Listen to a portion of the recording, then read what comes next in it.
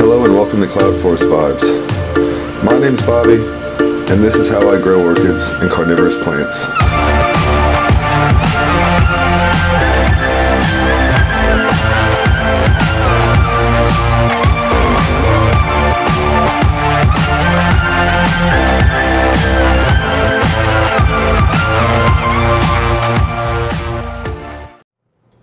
Hello and welcome to Cloud Force Vibes. So today we're going to be working with this Restrepia chameleon.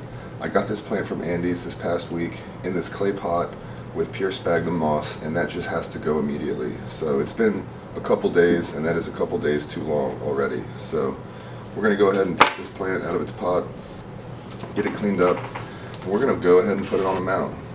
It has a lot of keikis, as I pointed out in the unboxing video, and I have a feeling that it's going to be a rambling kind of Restrepia, so I'm just going to go ahead and mount it right away and alleviate the issues of trying to keep this thing in a pot when it obviously doesn't want to be in a pot.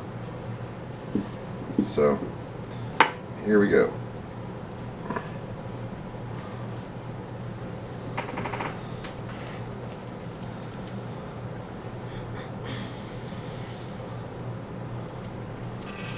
Always take my tweezers, I loosen it up around the edges, and then just kind of peel it out.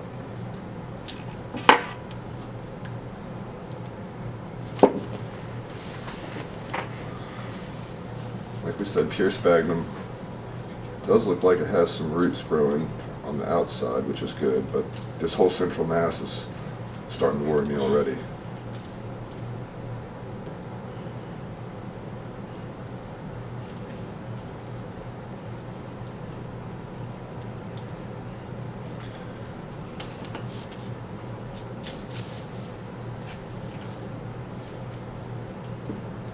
So I'm going to go ahead and get the rest of this moss off real carefully, get this plant cleaned up, and we'll be back in just a few minutes.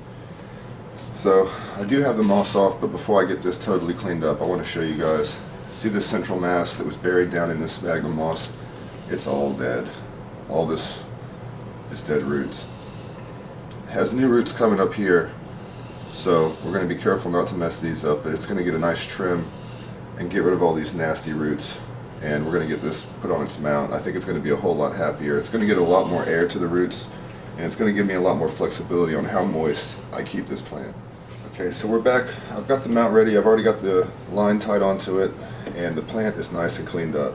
Now we do have a few roots, but overall not enough. Not as many as I'd like to see with this size plant. Might be another reason why it's pushing up keikis. It's just not happy. So we're going to go ahead and get this plant strapped onto the mount first, and I'm going to make sure to do it in a manner that I can get the roots that we have nice and covered with moss.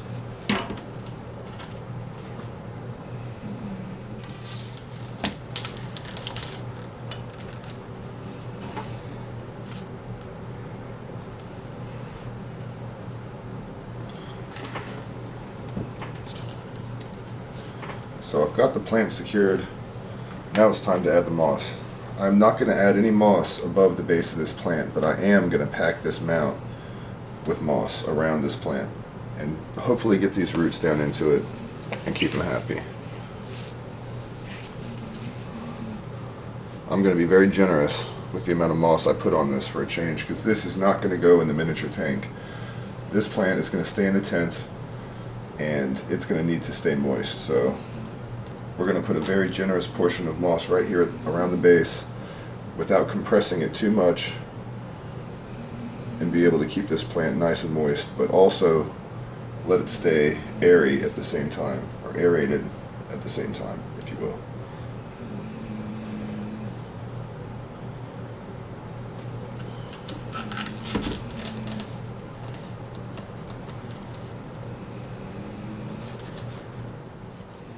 I want to make sure not to crowd the base of this plant too much and make it soggy or induce any sort of rot or bad environment for it. But we want to make sure that the new roots have ample moss to get out and get right into. I do keep a really high humidity. Some of my Restrepias actually throw out aerial roots, believe it or not, in the tank, but it's better if they don't. It's always better if you can keep them better hydrated.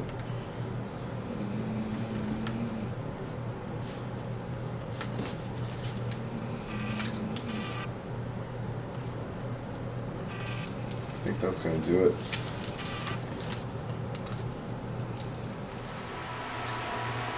So we're here in the grow room. I've got the Restrepia chameleon all mounted up, and it's time for the first watering. This is just clean water right now. We're just getting this moss nice and moistened up.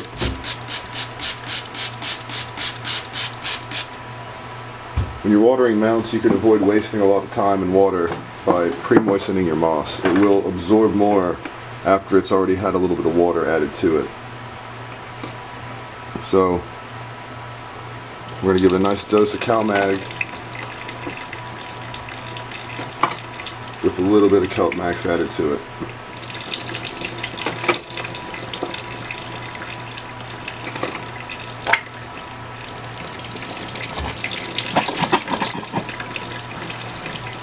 And that's it.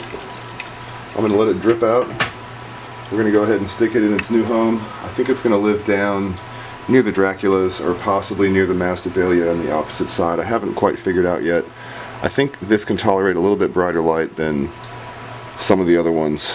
At least it might have been grown that way. It says bright shade here, so it's probably going to live over near the fowls underneath them and on that side of the greenhouse, but I got to make some room for it over there. So we'll be back and we'll check that out once I do find a place and this is dripped out enough to safely put away. So we've got it placed down here. I actually relocated one of my dendrochilum orchids up into a little bit brighter light and put this Restrepia down here where it should stay a bit cooler and definitely in a relatively bright but shady spot. It doesn't get a whole lot of sun, if any, in this corner at all. Maybe morning sun, but it's going to be dappled because we have a whole bunch of other stuff this way that blocks that window. So perfect spot for it. We're going to keep an eye on it and hopefully this thing bounces back better than ever. That's my video for today. Hope you guys enjoyed. Please continue to stay safe and thank you as always for watching. Happy growing, guys.